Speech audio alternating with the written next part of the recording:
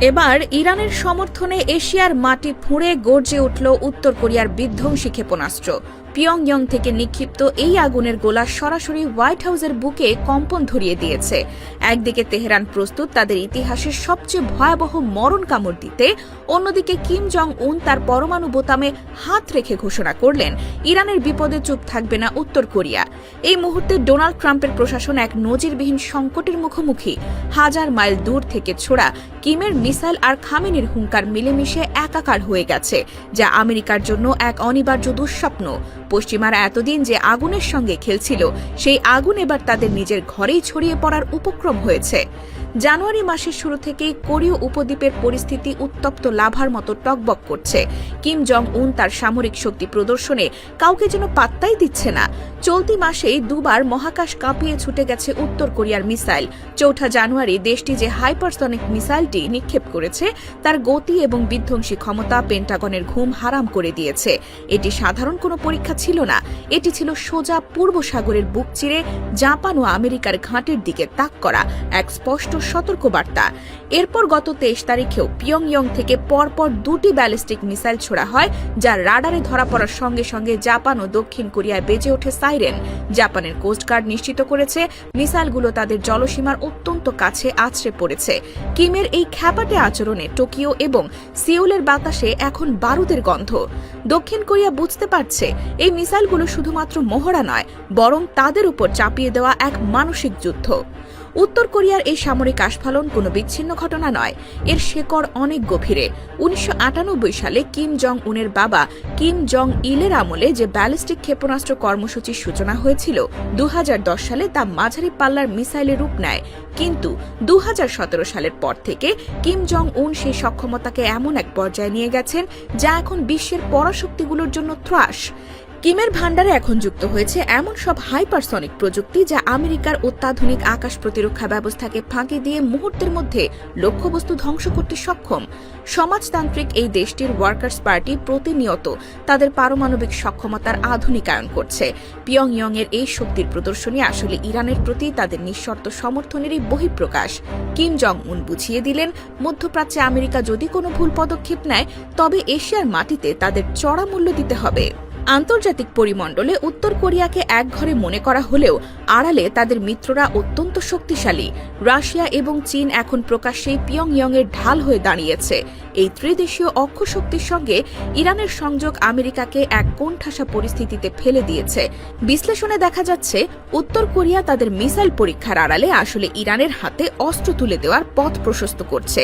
পিয়ংইয়ং এর তৈরি করা মিসাইল প্রযুক্তি তেহরানের হাতে পৌঁছালে মধ্যপ্রাচ্যের মার্কিন ঘাঁটিগুলো ধুলোয় মিশে যাবে।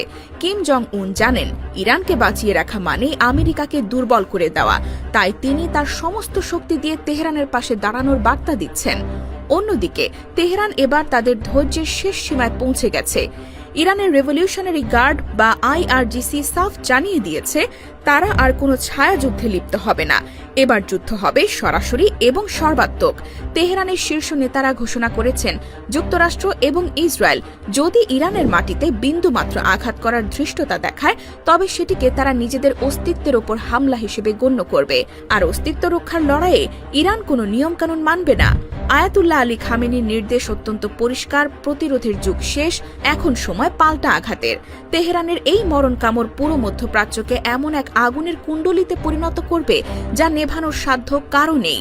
যুদ্ধের প্রস্তুতির অংশ হিসেবে ইরান ইতিমধ্যেই হরমুজ প্রণালীর আকাশসীমা বন্ধ করে দিয়েছে এবং সেখানে নজিরবিহীন সামরিক মহড়া শুরু করেছে। ইরানের এই রুদ্রমূর্তি দেখে তাদের প্রতিবেশী আরব দেশগুলোরও পিলে চমকে গেছে।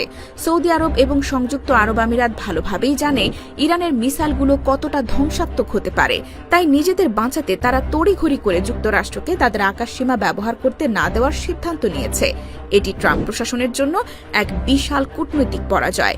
যে আরব দেশগুলোকে আমেরিকা তাদের মিত্র ভাবত, তারাই আজ ইরানের ভয়ে আমেরিকার সঙ্গ ত্যাগ করছে।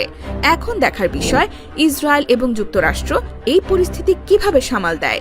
ইরানের এই কঠিন মনোভাব এবং সামরিক প্রস্তুতি প্রমাণ করে তারা দীর্ঘমেয়াদী যুদ্ধের জন্য সম্পূর্ণ প্রস্তুত। প্রেসিডেন্ট ট্রাম্প কি সত্যিই এমন একটি সংঘাতের ঝুঁকি নেবেন, যা তার নিজের দেশের অর্থনৈতিক এবং বিশ্ব প্রভাবকে ধসিয়ে দিতে পারে? গত কয়েক মাসে পারস্য উপসাগরে আমেরিকার সামরিক উপস্থিতি চরমে পৌঁছেছে। ইরানের চারপাশ ঘিরে মার্কিন যুদ্ধজাহাজ, সাবমেরিন এবং B-52 বোমারু বিমানগুলো চক্কর দিচ্ছে। ডোনাল্ড ট্রাম্প কোনো প্রকার কূটনৈতিক সৌজন্যবোধ না দেখিয়ে একের পর এক হুমকি দিয়ে যাচ্ছেন। ওয়াশিংটনের মূল টার্গেট এখন ইরানের শাসন ব্যবস্থার পরিবর্তন। 2025 সালের জুন মাসে ইসরায়েলি গোয়েন্দা সংস্থা মোসাদ এবং CIA মিলে ইরানের শীর্ষ নেতাদের হত্যা করার একটি নীল নকশা তৈরি করেছিল। তাদের উদ্দেশ্য ছিল ইরানের ভেতর থেকে নেতৃত্ব শূন্য করে দেওয়া, কিন্তু ইরানি গোয়েন্দাদের সতর্কতায় সেই পরিকল্পনা লজ্জাজনকভাবে ব্যর্থ হয়। এই ব্যর্থতা পশ্চিমাদের আরও বেশি বেপরোয়া করে তুলেছে। তারা এখন বুঝতে পারছে চোরাগুপ্তা হামলা দিয়ে ইরানকে দমানো সম্ভব নয়। সামরিক পথে সুবিধা করতে না পেরে আমেরিকা ইরানের বিরুদ্ধে অর্থনৈতিক সন্ত্রাসবাদ শুরু করেছে। বছরের পর বছর ধরে চলা অবরোধ এবং নিষেধাজ্ঞার জাঁতাকলে পিষ্ট ইরানের অর্থনীতি 2025 সালের শেষের দিকে এক ভয়াবহ সংকটে পড়ে। মুদ্রাস্ফীতি আকাশ ছুঁয়েছে, রিয়ালের দরপতন ঘটেছে এবং সাধারণ মানুষের জীবনযাত্রা অসহনীয় হয়ে উঠেছে। আমেরিকা এবং ইসরায়েল এই সুযোগটিকে কাজে লাগাতে চেয়েছিল। তেহরানের দাবি, অর্থনৈতিক সংকটকে কেন্দ্র করে গড়ে ওঠা বিক্ষোভের মধ্যে বিদেশি চররা ঢুকে পড়ে এবং পরিকল্পিতভাবে সহিংসতা ও নাশকতা চালায়। তাদের উদ্দেশ্য ছিল ইরানকে একটি রক্তক্ষয়ী গৃহযুদ্ধের দিকে ঠেলে দেওয়া, যাতে দেশটির ভেতর থেকেই ভেঙে চুরমার হয়ে যায়। কিন্তু ইরানের নিরাপত্তা বাহিনী অত্যন্ত কঠোর হাতে সেই ষড়যন্ত্র নস্যাৎ করে দিয়েছে এবং দেশের অখণ্ডতা রক্ষা করেছে। অভ্যন্তরীণ ভাঙন ধরানোর চক্রান্ত ব্যর্থ হওয়ার পর পেন্টাগন এখন সরাসরি যুদ্ধের ছক কষছে।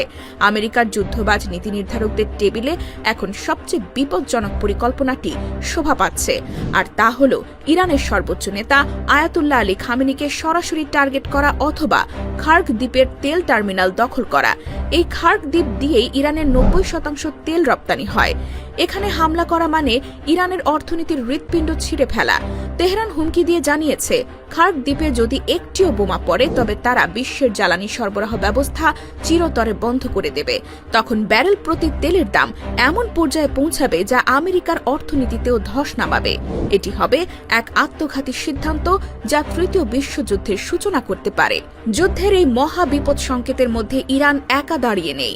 রাশিয়া এবং চীনের সঙ্গে তেহরানের সম্পর্ক এখন একটি অলিখিত সামরিক জোটের রূপ নিয়েছে। বেইজিং ইরানের তেল কেনার মাধ্যমে তাদের অর্থনীতির চাকা সচল রেখেছে, আর মস্কো যোগান দিচ্ছে অত্যাধুনিক আকাশ প্রতিরক্ষা ব্যবস্থা ও প্রযুক্তি। এর পাশাপাশি লেবাননের হিজবুল্লাহ, ইয়েমেনের হুতি, আনসারুল্লাহ এবং ইরাকের প্রতিরোধ যোদ্ধারা একযোগে ঘোষণা দিয়েছে ইরানের ওপর হামলা হলে তারা চুপ থাকবে না। হুতিরা লোহিত সাগরে এবং হিজবুল্লাহ ইসরায়েলের সীমান্তে তাদের আক্রমণের তীব্রতা বহুগুণ বাড়িয়ে দেবে। ফলে পশ্চিমাদের যে কোনো আক্রমণ আর দ্বিপাক্ষিক সংঘাতে সীমাবদ্ধ থাকবে না। এটি মুহূর্তের মধ্যে একটি আঞ্চলিক মহাযুদ্ধের রূপ নেবে, যেখানে ইসরায়েলের প্রতিটি শহর আগুনের গোলায় পরিণত হবে। পরিস্থিতি এখন এমন এক জায়গায় এসে দাঁড়িয়েছে যেখানে পিছু হটার আর কোনো সুযোগ নেই। ইরানের কাছে পরবর্তী হামলা মানেই নিজেদের অস্তিত্ব টিকিয়ে রাখার চূড়ান্ত লড়াই, আর অস্তিত্ব রক্ষার যুদ্ধে কোনো দয়ামায়া থাকে না। খামেনির বাহিনী তাদের হাজার হাজার মিসাইল ও ড্রোন নিয়ে অপেক্ষায় আছে শুধু একটি আদেশের। অন্যদিকে পূর্ব এশিয়ায় কিম জং উন তার পরমাণু অস্ত্রের ভান্ডার নিয়ে প্রস্তুত। ডোনাল্ড ট্রাম্পের জন্য এখন এক কঠিন পরীক্ষা। তিনি কি সত্যিই এমন এক শত্রুর সঙ্গে যুদ্ধে জড়াবেন যারা মৃত্যুকে ভয় পায় না, নাকি পিছু হটে নিজেদের মান বাঁচাবেন?